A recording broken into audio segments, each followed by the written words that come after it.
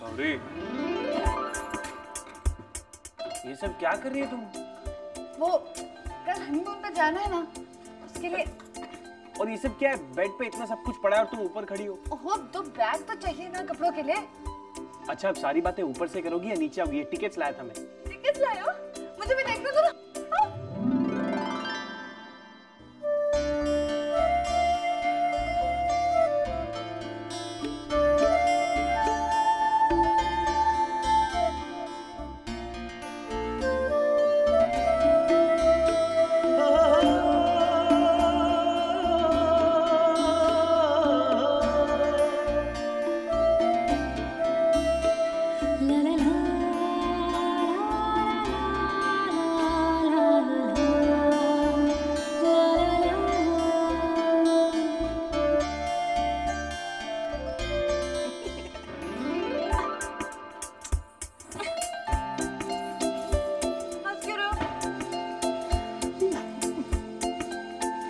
अपनी शक्ल देखो। अरे इसमें हंसने की क्या बात होगी, जैसे तुम कभी नहीं गिरे हो। एक तो वो बैग इतना भारी था और तुम।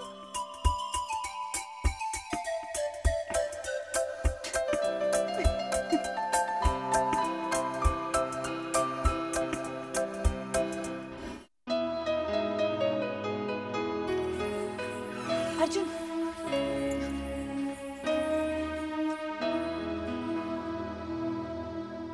पहली बार हम दोनों हनीमून पे जा रहे हैं। हमारी रक्षा कर। और थोड़ी अक्ल भी देना इसे।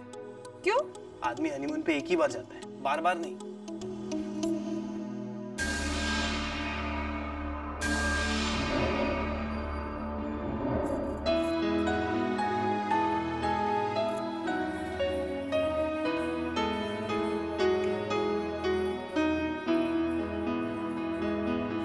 अर्जुन, अर्जुन, तुम्हें तो हनीमून के लिए न्यूजीलैंड पसंद था ना, तो फिर ये कुल्लू मनाली क्यों?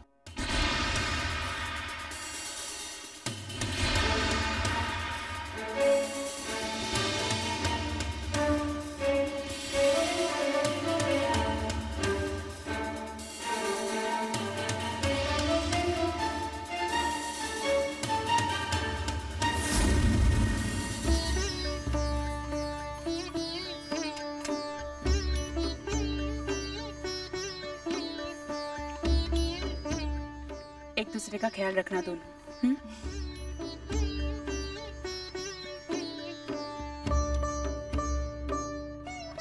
अर्जुन, खुश हो बेटा। देखो मम्मी, यही वो वक्त होता है जब पति पत्नी के बीच एक समझ कायम होती है,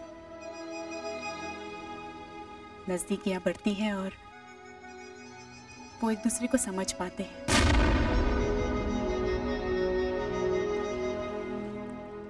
इस पल को नहीं गंवाना भवरी।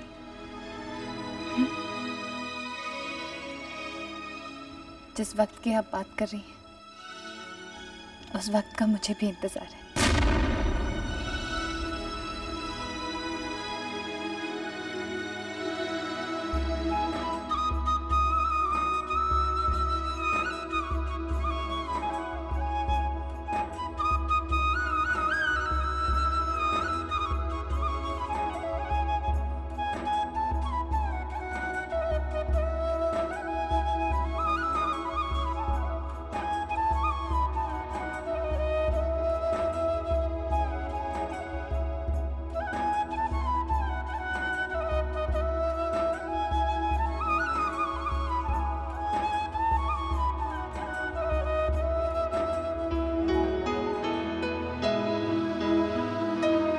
मनस्वी, रहमत भाई साहब कितने बजे आ रहे हैं? 4 बजे।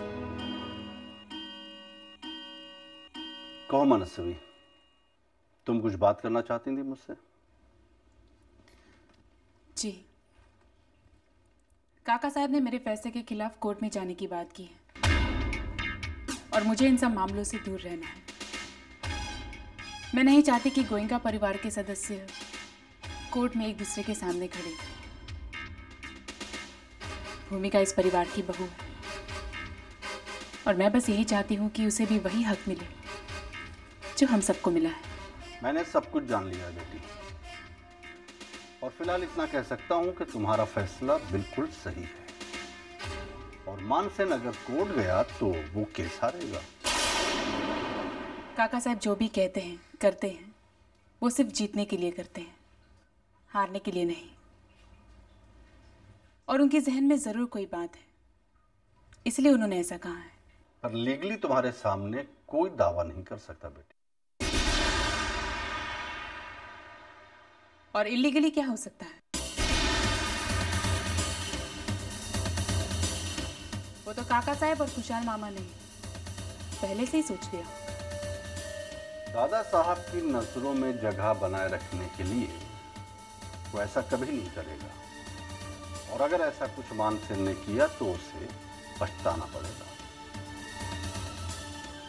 मैं सिर्फ इतना जानती हूँ चाचा कि हम भूमि के हक के लिए जो कुछ भी करेंगे काका साहब उसे होने नहीं देंगे। भूमि इस परिवार की बहू है, नौकरानी नहीं। या रक्तांबुजवासिनी विलसिनी छंदांशु तेजस्विनी या रक्तारुधिरांबरा हरि सखी या श्री मनोलाटिनी या रत्नाकरमंथना कलंकिता विष्णु स्वया देहिनी सा मां पातु मनोरमा भद्रवती लक्ष्मीश्च पद्मावती।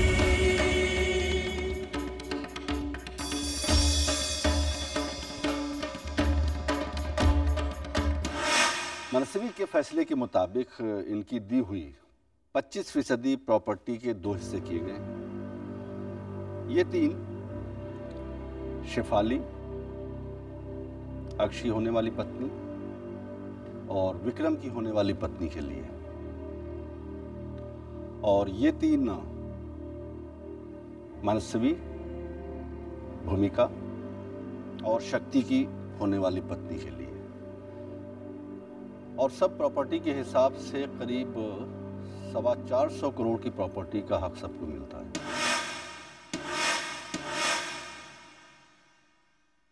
गुणवंती, ये फाइल्स तुम देना अपनी बहू को। लो, उठा लो। जी भाई साहब। और शकुंतला, ये फाइल तुम रख लो।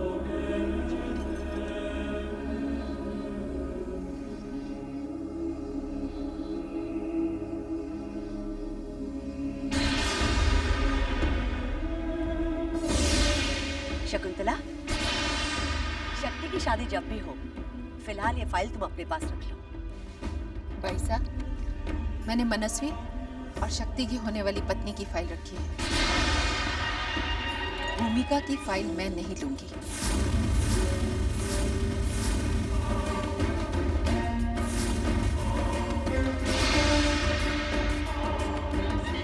मैं तो खुद हैरान हूं कि 450 करोड़ की प्रॉपर्टी भूमिका के नाम। क्यों नहीं शकुंतला?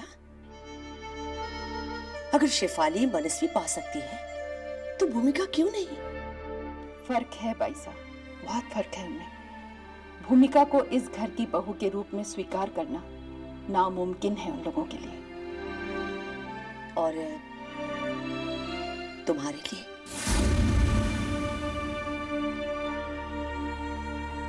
भाई साहब, इस मामले में अगर आप मुझे माफ कर दें तो ही बेहतर होगा। मैं भूमिका को इतनी बड़ी प्रॉपर्टी की हकदार नहीं मानती, और इसीलिए ये फाइल मैं उसे नहीं दूंगी। हाँ, अगर आप देना चाहती हैं तो आपकी मर्जी। हकीकत को तुम जितना जल्दी स्वीकार करोगी उतना ही अच्छा होगा तुम्हारे लिए। चलती हूँ।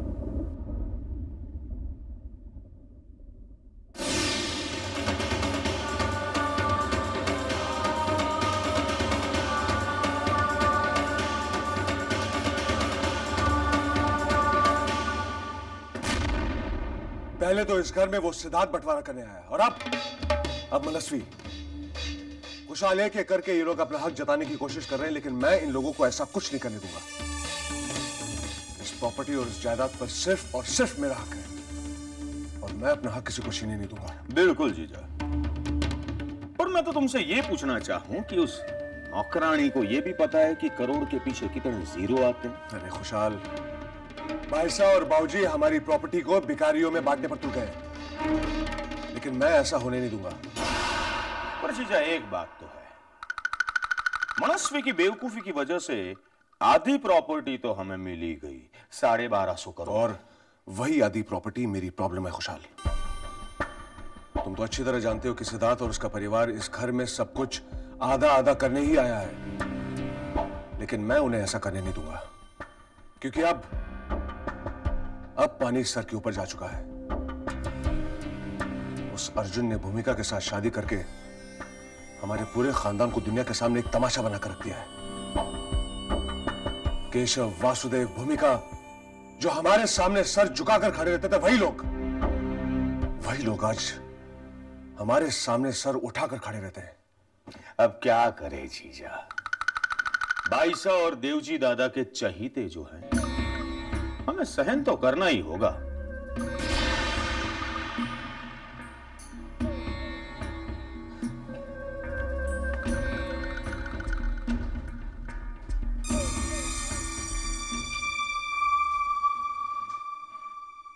भाईसा, पैरों में मालिश करने वाली को 100-200 रुपए दिए जाते हैं, 450 करोड़ नहीं।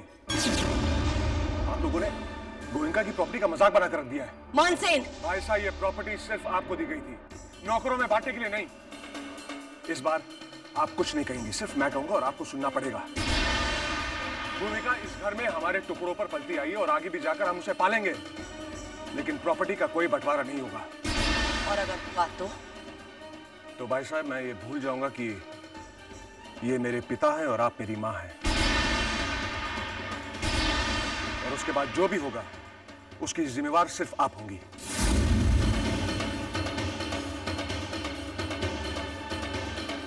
वैसे भी कई सालों से मेरी बंदूक दीवार की शोभा बढ़ा रही है। अगर मैंने बंदूक हाथ में ले ली और उन लोगों पर चला दी भाई साहब, तो मुझे कोई नहीं रोक पाएगा। अगर आपने भूमिका को इंपॉर्टेंस दी तो मुझसे बुरा कोई नहीं होगा भाई साहब। और इस बार मेरी बात को नजरअंदाज मत करना भाई साहब,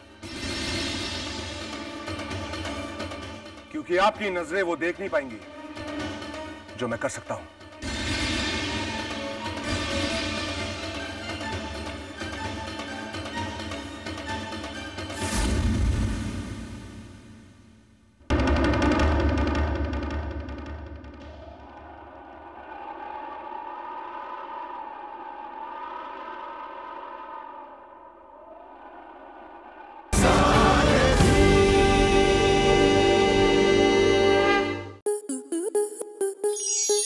स्टार प्लस के ऐसे ही और बेहतरीन लम्हे देखने के लिए सब्सक्राइब करें हमारे YouTube चैनल को।